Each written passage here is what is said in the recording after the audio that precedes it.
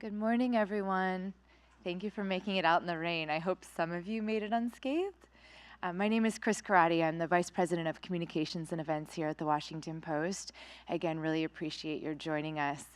The Daily 202 newsletter from James Hohmann is the go-to source for sharp analysis on politics and power in Washington. So we're really excited to have this 202 Live series and to continue it this morning with a very special guest host, Chief Correspondent Dan Balz, interviewing Democratic National Committee Chairman Tom Perez. Before we get started, I just want to thank the presenting sponsor for this series, Bank of America, and introduce Larry DeRita. He's going to say a few words. Thank you. Thanks very much. Just a quick, we're very pleased to be able to participate in this program. It's a terrific program. Hopefully we'll have a great show today.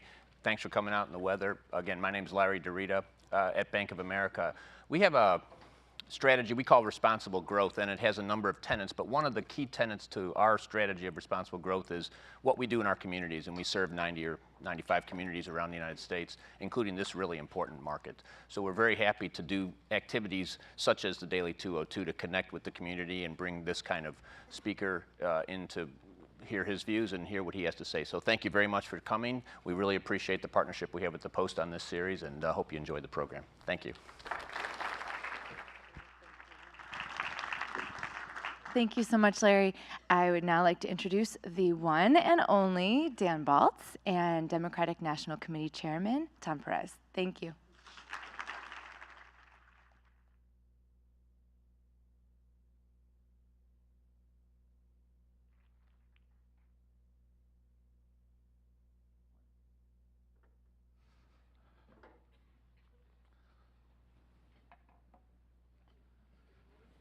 Good morning. Good morning, everyone. Class, so silent. For those of you who came to hear James Hohmann, I'm not James Hohmann. I'm Dan Balz, guest hosting for James for the Daily 202. James is traveling, so we gave him a little time off.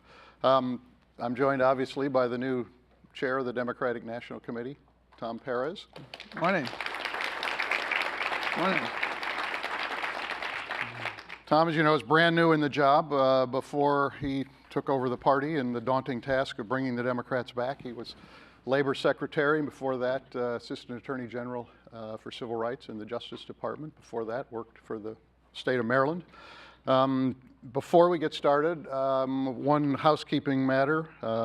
If you tweet or post questions, use hashtag 202Live.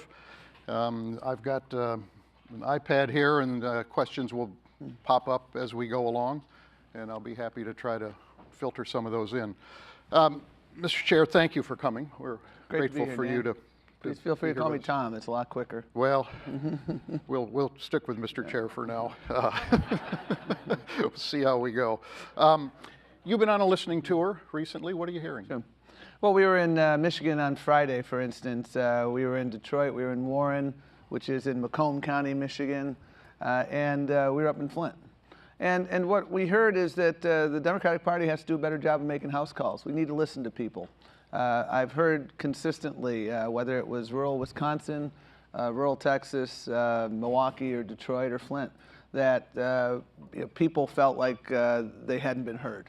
And a big part of what we're trying to do at the Democratic Party is to make sure we get back to basics, organizing, persuasion, talking to people. When you do that, you win elections. And when you don't do that, you imperil yourself. When you build strong parties, when you have strong partnerships, whether it's with the labor movement, whether it's with Planned Parenthood, faith communities, when you're out there putting your values in action, you succeed. And we've heard time and time again that we have to do a better job of making house calls. And we need an every state strategy. We need an every zip code strategy. So many people in so many corners of this country feel like the party hasn't been there for them recently, and that's what we're changing. And when you talk about you need to connect better with them, as you listen to them, what are they saying in terms of a message? What is it that Democrats had not heard that they are thinking they need to begin to hear now as a result of what happened in 2016? Well, frankly, we hadn't been in some places. I mean, you can't show up at a church every 4th October and call that an organizing strategy. And all too frequently, that's what we did. I'm a big believer in data analytics. Data analytics are important, but data analytics cannot supplant good old-fashioned organizing and persuasion and talking to people. And in too many places around the country, it's that old Tip O'Neill line when he talks about it as one of his first elections, and after the election asks a neighbor, "Why didn't you vote for me?" And she said, "'Cause you didn't ask." And so it's really getting back to basics, getting out there. And the good news is I think our values are the right values. I mean, we are the party that has been fighting for what my former boss, Ted Kennedy, called the common man and the common woman, making sure that people have access to economic opportunity, making sure that we understand that no matter where you were born, no matter who you worship, no matter who you love, this nation has a seat at the table for you. And those are, I think, the basic values of the Democratic Party. And when we lead with those values and when we're out there, as we have been, the Affordable Care Act is a great example of putting our values in action. We succeeded in stemming whatever it is, Trump care, Ryan care, I don't care. I mean, that's what I would call it. You know, we succeeded in that because there was a remarkable coalition of people putting their values in action, saying making sure that, you know, we gave meaning to these lives over the last 7 years. What happened last Friday was a massive collision between the world of alternative facts and the reality on the ground. The reality on the ground is that for millions of Americans, the Affordable Care Act has been a godsend. It's been a lifesaver. And this 7-year journey that they've been on to say it's a job killer, it's a disaster. Well, guess what? If you have if you have an opioid addiction, this bill would have been disastrous for you. If you're a senior and you have prescription drug needs, this bill would have been a disaster for you. And if you're one of the 24 million Americans who would have lost insurance, this bill could have been fatal for you. And so when we put our values into action, Dan, that's where I think we're at our best. Let me ask you a follow-up on the Affordable Care Act and what just happened in the House. A lot of Democrats have said over a fairly long period of time, yes, Obamacare has some problems and we're prepared to fix them. The president, Sean Spicer, said yesterday the president would be interested in working with Democrats. Two questions on that. Do you believe that? Would you work with, would you work with the president? And if the president came to you and said, let's see what we can get together, what concrete ideas would Democrats have for fixing Obamacare rather than repealing it? Well, let me start with your first question. Do I believe that? The answer is, I'd give you a one-word answer, no, and I'd give you a two-word answer, hell no. This president. And is that reciprocal on the part of Democrats? In what sense? Would Democrats work with Trump? Well, here's the thing.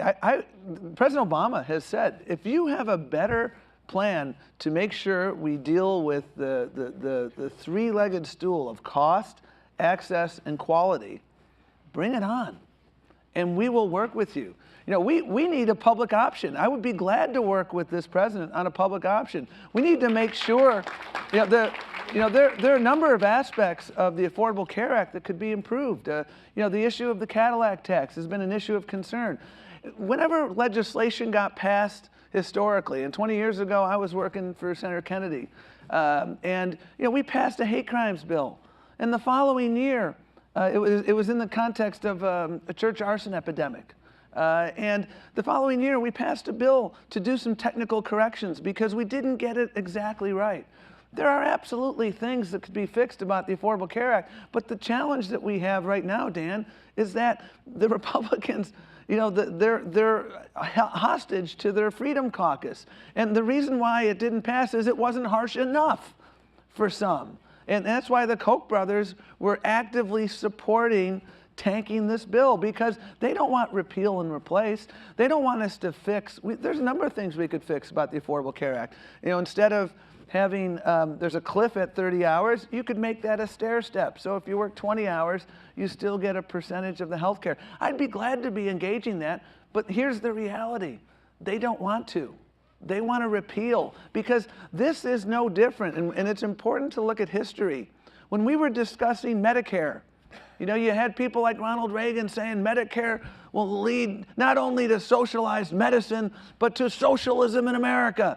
Pretty soon we'll be giving away cigarettes to anyone who wants them. Because no, I'm not making this up. Look at our history. Social Security the same way. Democrats have always fought, and this is really almost a philosophical difference. I believe that health care is a right, not a privilege. They do not believe that. Are there any issues where you think there could be some kind of common ground with President Trump? And would your base allow your members in Congress to do that? Infrastructure, for example, maybe immigration? Well, hey, you know, again, the Affordable Care Act, if you're enhancing quality, if you're addressing cost, if you're addressing access in ways that are actually enhancing them as opposed to making it worse, be my guest. But that's not what they're trying to do. They're trying to repeal.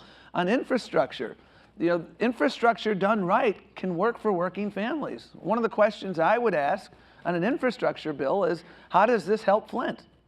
If this is and how does this help cities like Flint? How does this help rural America, places that don't have access to broadband? If you're trying to build an economy for the 21st century, we did a lot of work in West Virginia to try and build that economy for the 21st century. And we had to invest in a broadband infrastructure. We were trying to build what former Governor Beshear called a Silicon Holler.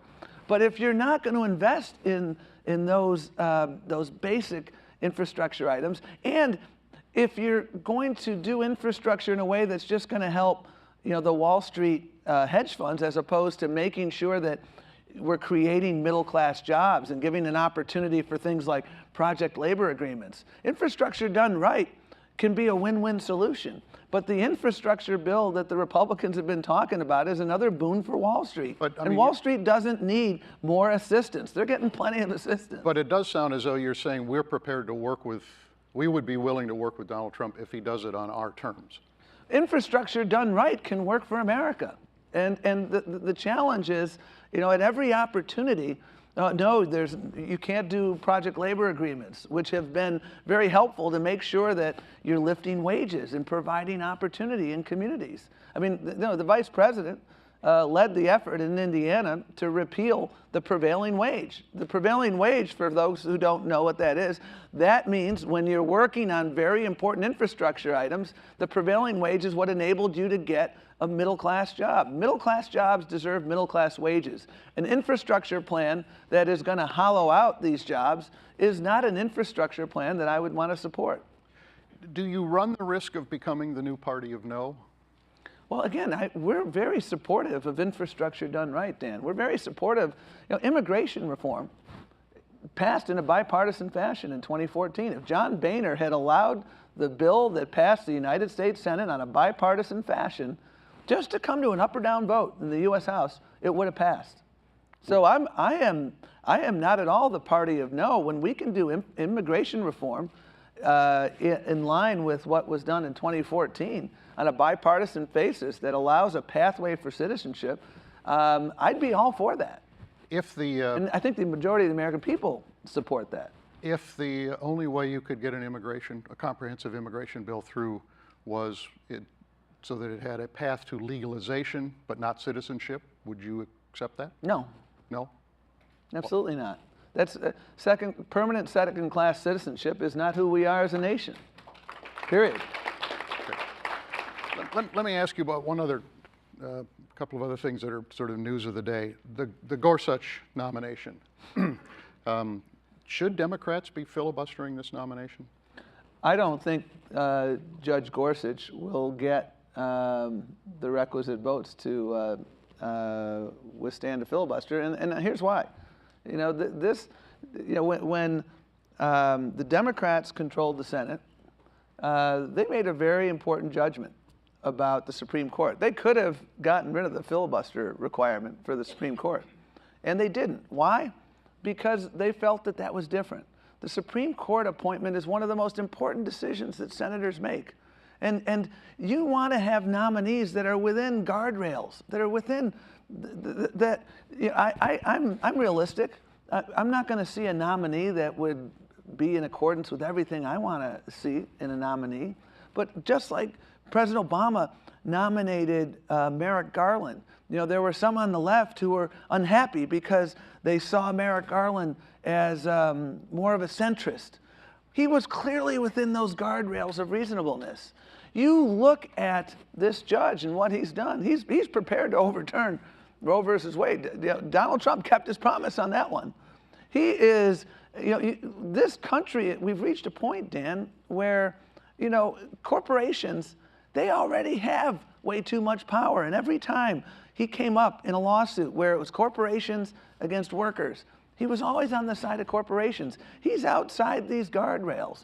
And I think Democrats are seeing that. And so I fully expect that there will be at least 41 or more Democrats who are going to say, I can't support him. In January, Vice President Biden said the following: "No one is required to vote for the nominee, but they are, in my view, required to give the nominee a hearing and a vote." Well, he certainly got a hearing. We just had a hearing, and we're about to have a vote on cloture. So, well, that's different than a vote. Vice President Biden, also talked about what I just said, Dan, which is when you nominate judges who are within the mainstream of American thinking, that's one thing. When you're nominating judges who are, far outside the mainstream of American thinking, that's a totally different thing. And this judge, he seems like an affable guy, but this is not a miscongeniality contest. This is the Supreme Court of the United States, and I take that seriously. And we have a president who is nominating a person for a lifetime appointment. This president is under a cloud right now of an FBI investigation. They, a year ago, said, hey, you know what? We should wait. We should let the American people have a decision. That was unprecedented. We now have, it's clarity. There's no doubt. This FBI is investigating whether Donald Trump and his romance with Putin, whether they were together trying to rig this election. And it seems to me that when you have that cloud, and I was watching CNN the other night, and one of your esteemed reporters was saying, this feels like Watergate to me. When you have that, I think we should make sure, before we have given this president the ability to do something as serious as a lifetime appointment, I want to wait until we've had an FBI investigation completed. Let me go back to the question. Is it worth blowing up the Senate and having the Republicans invoke the nuclear option to block Judge Gorsuch? Well, Judge Gorsuch is not, I don't think Judge Gorsuch is in the mainstream of American thinking on so many issues. I think corporations have enough power in this country, So and you know what, we need to. So it is worth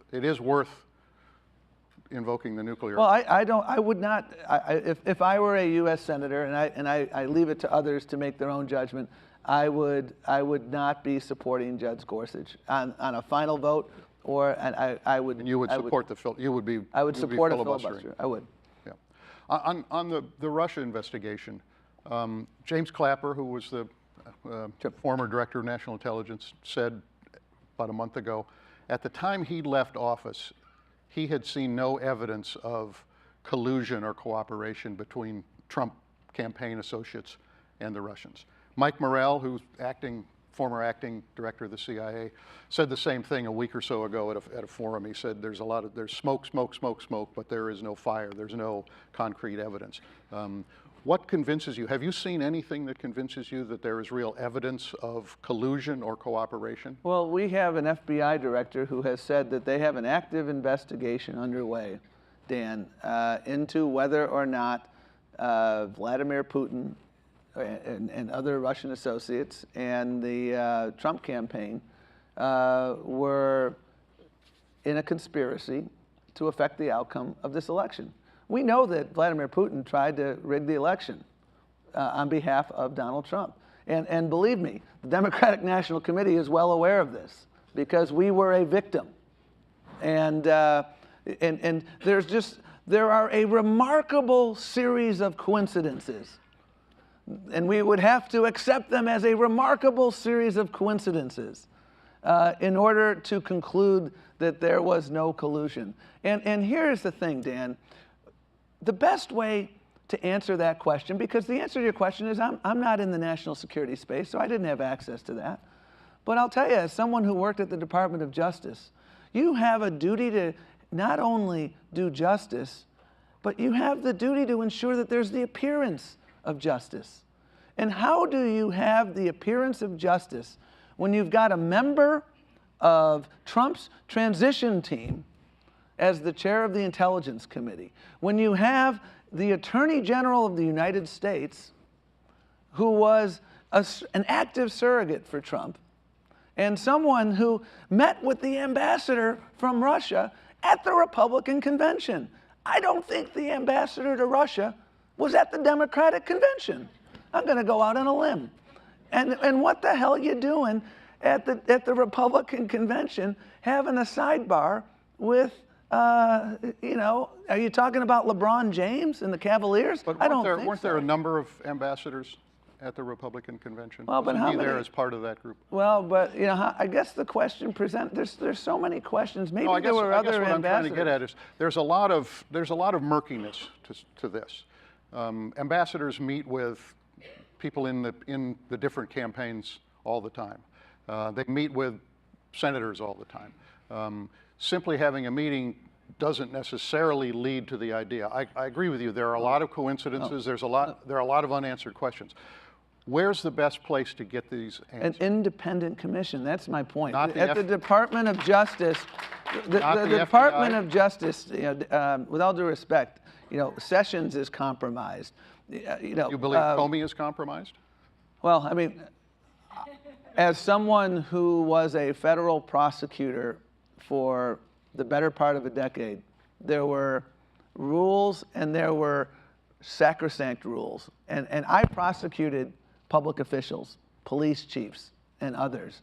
I understood the rule. When you're near an election, you do not take action that can be perceived as affecting the outcome of an election. You know, we filed suit against a guy named Joe Arpaio. The former sheriff, I'm happy to report, of Maricopa County.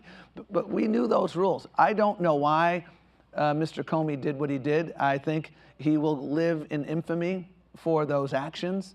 And the reality on the ground is the American people have to have faith in the independence of investigations. That's why I believe there should be an independent counsel looking at this. Nunes is not. He's But I go compromised. back to the question: do you think on the Russia investigation that Director Comey is compromised? Well, you know what? I'm not prepared to say on this particular investigation that he is. I mean, I have not seen enough evidence to make that judgment. I've seen enough evidence to make the judgment that you know, that we need an independent counsel looking into this. And I think the more we see, what was Nunes doing?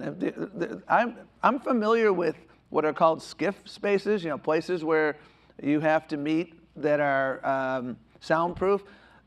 With all due respect, there's more skiff spaces in Washington, D.C. than just at the White House. I don't think I've just given up national security secrets and letting people know that. It's very interesting and odd that he had to go to the White House and not even tell his colleagues on the Intelligence Committee. Let's stipulate that there's serious problems about whether the House Intelligence Committee can conduct this in a bipartisan or somewhat nonpartisan way.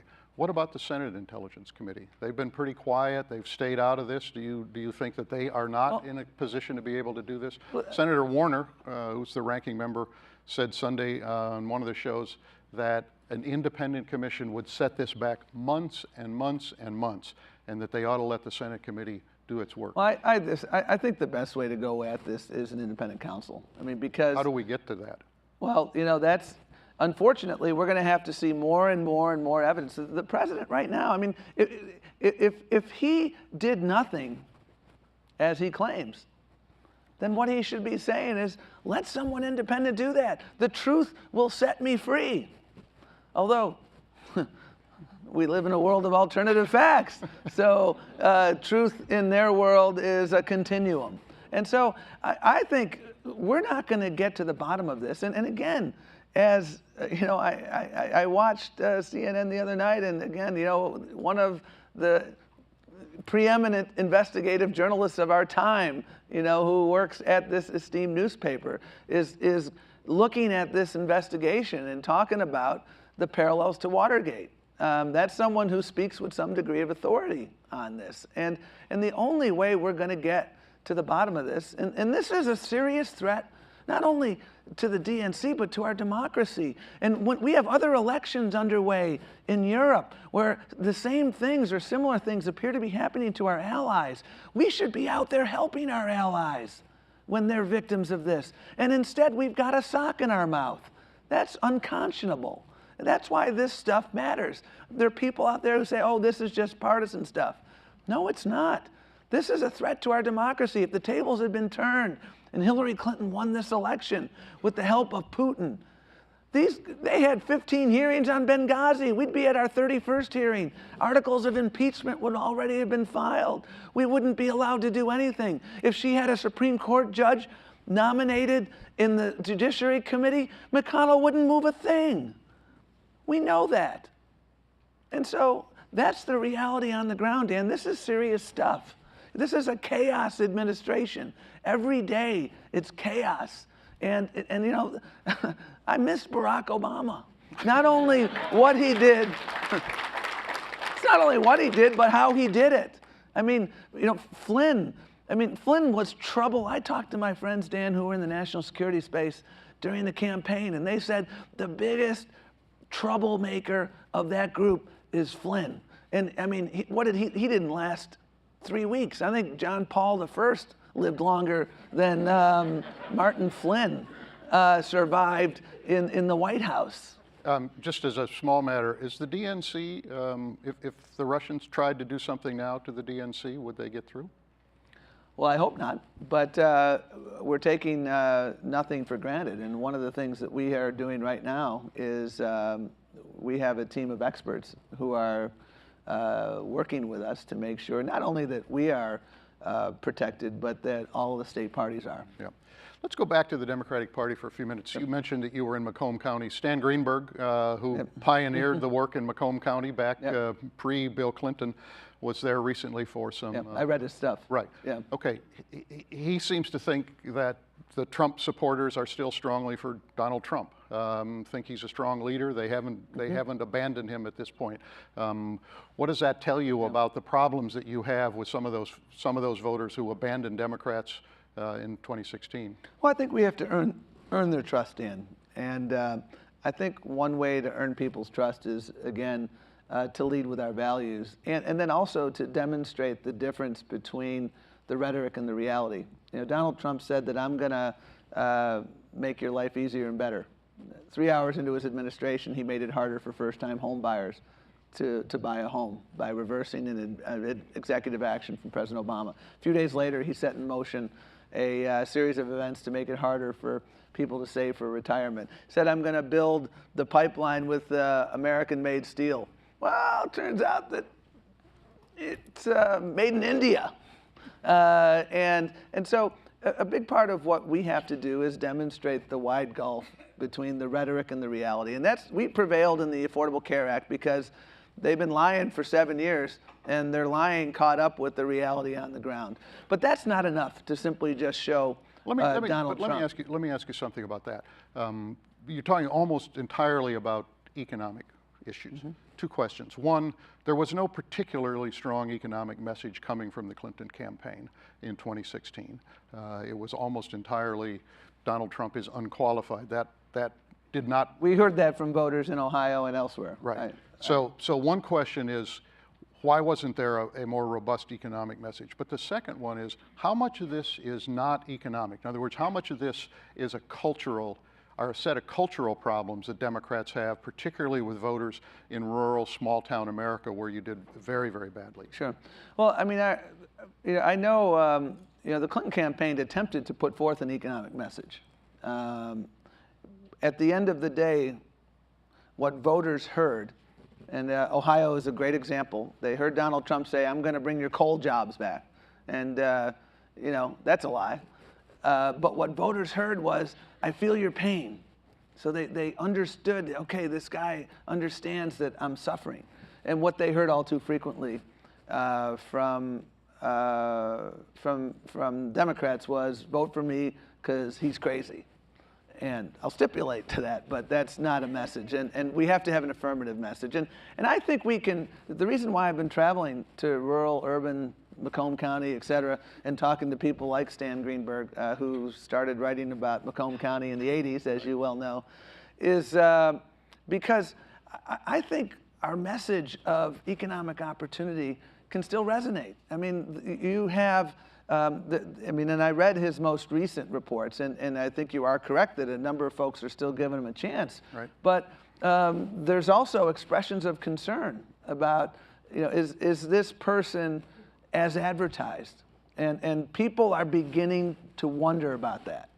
And but ultimately, that's not an entire strategy, particularly not a strategy to win in all of the kinds of places where you need to win. I guess, yeah. I mean, in many ways, the Democratic Party, fairly or unfairly, is almost entirely now an urban party. The strength of the Democratic Party is in big cities and in urban suburbs. And part of that, I mean, as any of us who've gone around know, there are certain things that Donald Trump stood for that resonate in those other areas, whether it's border security, some pushback to some of the cultural liberalism that the Democrats have supported.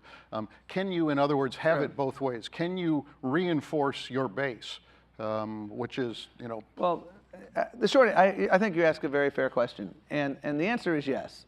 And part of the reason we didn't do well in so many of these areas is because we didn't show up. We weren't there. And again, what we're doing at the party in partnership with state parties and with others is we need an every zip code strategy. In northwestern Wisconsin, a guy named Dave Obey, Democrat, represented that district with great distinction, and we've got some good Wisconsinites here, good cheeseheads. Don't see the yellow on top. He represented that district with great distinction for decades. And when I was out there, I met a guy who said, I feel politically homeless because y'all haven't been here. Barack Obama did very well in Wisconsin. His message of opportunity and inclusion resonated with voters, and he won places like Wisconsin, and he may not have won 50% in counties like the counties that Dave Obey represented, but we did respectably there. And because we weren't present, because we didn't have that 12-month organizing strategy, I come from the bottom up. I think if we're not organizing and we're not talking to people, I talked to the people of the city of Flint the other day, and they feel in many ways ignored by the Democratic Party.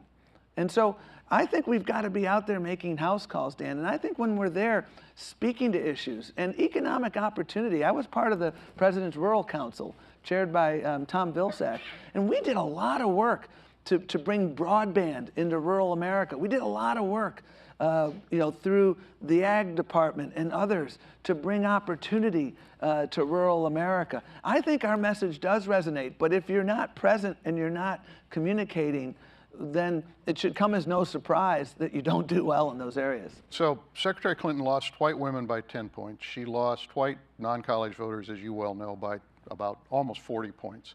She lost white non-college millennials. How do you get those voters?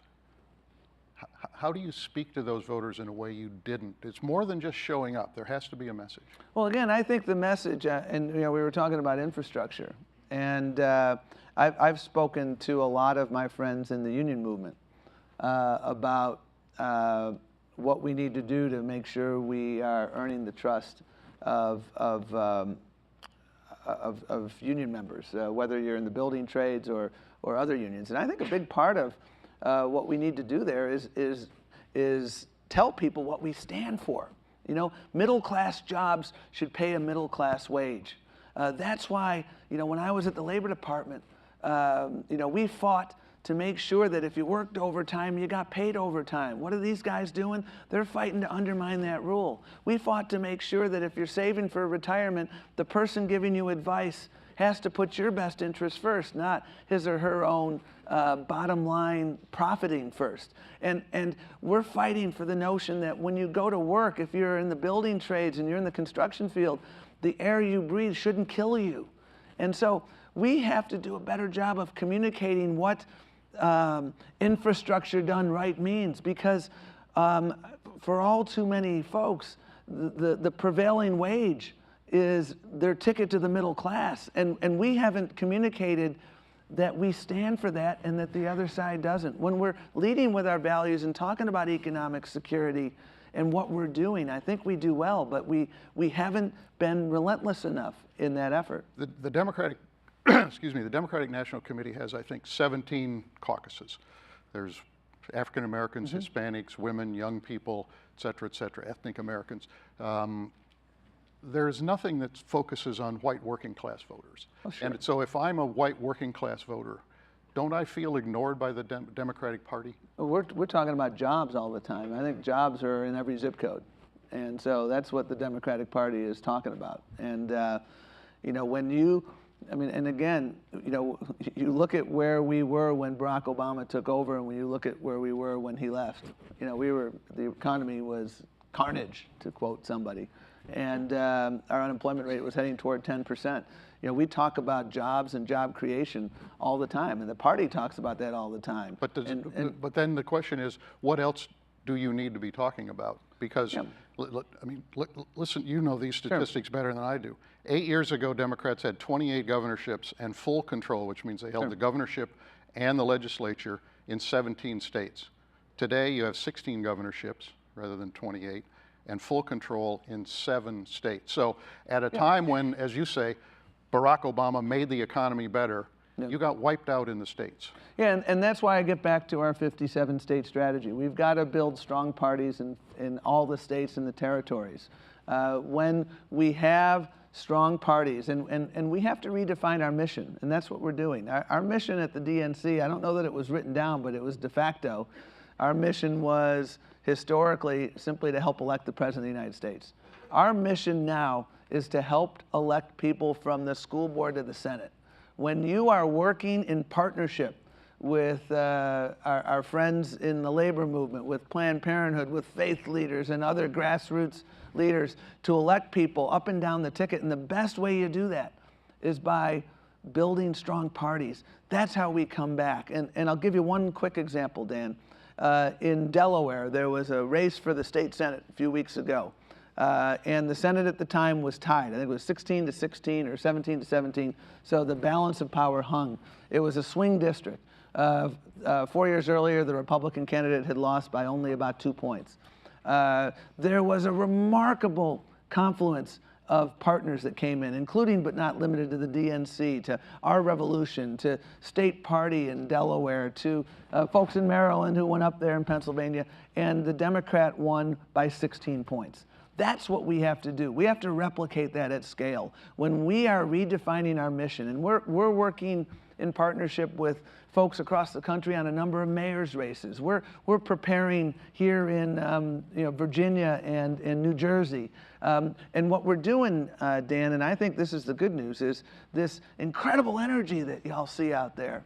What we're trying to do is channel that into electoral success. And I have a lot of optimism that we can do just that, because that's what we have to do, Dan, to address all of the facts, and those are the facts, and those are harsh facts. And how do you recruit candidates who fit the districts? Ron Brownstein and his friends at the Atlantic Media have calculated that there are 175 districts that where the percentage of the white population is greater than the national average, and the percentage of non-college graduates is lower than the national average. The last time Democrats held the House, 2009 and 10, Republicans were plus 20 in those 175 districts. Today they're plus 125. You all have been wiped out in those districts. How do you go back and find candidates who fit those districts culturally, economically, etc.? Well, sure. I had lunch last week with Ben Ray Lujan of the Democratic Congressional Campaign Committee, and the good news right now is that Donald Trump has been a great recruiter, because there are so many people in the Democratic Party and communities across America who are saying he does not stand for our values. And take a look at Virginia, for instance. Virginia has a race for governor this year, as well as the House of Delegates. They have more candidates for the House of Delegates than ever before. The recruitment has been going superbly up and down the ticket. Why? Because people understand that we need to put our values in action. I got an email from a friend literally yesterday that I hadn't talked to in 2 or 3 years saying, Tom, can I talk to you because I'm thinking of running for Congress, and I never would have thought about it until I watched what happened. And this is a person of incredible integrity, and I see this at scale across the country. I think we have the ability to turn things around exceedingly fast because Donald Trump doesn't stand for these values, and there are so many people out there ready to step up. I meet people who've said to me, you know, Tom, I've been a casual participant in democracy until now, and point me in the right direction. So what are the priorities for 2018? We know 2017 you're focused on Virginia and New Jersey, but for 2018 you've got a tough Senate map. You've got a more favorable gubernatorial map, but you've got you're in a deep hole there. What are the real goals? What do you want to come out of 2018 looking like? I mean, I'll back up into 2017 for a moment, because again, it's not simply, New Jersey and Virginia are big priorities, but when we see opportunities elsewhere, we're going to get in there and help, because it's not just electing members of Congress. I mean, there's an election coming up in Omaha, Nebraska for mayor. There's an election down in Georgia to replace Price. There's an opportunity down there in the special election. And so there are many opportunities here. And what we're trying to do as fast as possible is to rebuild our state and local party structures so that we can elect people across, across the board. And here's why I have optimism. Yes, it's a tough map for Senate on the Senate side, but you know what? The reason why we have more people up is because we won more races 6 years ago in the Senate. Why did we win more races 6 years ago? We had better candidates. And when you have better candidates, you win races. And these candidates, I believe, who now have a track record of accomplishment, I think they're in good shape because they've earned the trust of their constituents. And so I feel very good about the opportunities to protect the Senate. Chris Van Hollen is a spectacular leader of the Democratic Senatorial Campaign Committee. And on the House side, again, more and more candidates that are being recruited. The reason why they tanked, they voted to repeal the ACA 60 times when they weren't in the majority and didn't have the White House. Now they have the White House. They can't vote to repeal it. Why? Because their constituents were ringing the phone off the hook, Dan, saying, you do that, you're going to put my life in peril, and you do that, I'm going to put your political livelihood in peril. And so I think we have a tremendous amount of opportunity because these folks are overreaching with every single day.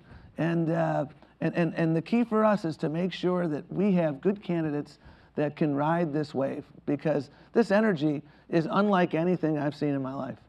Good. On that note, we will we are out of time. Thank you very much for being here. Thank all of you for coming.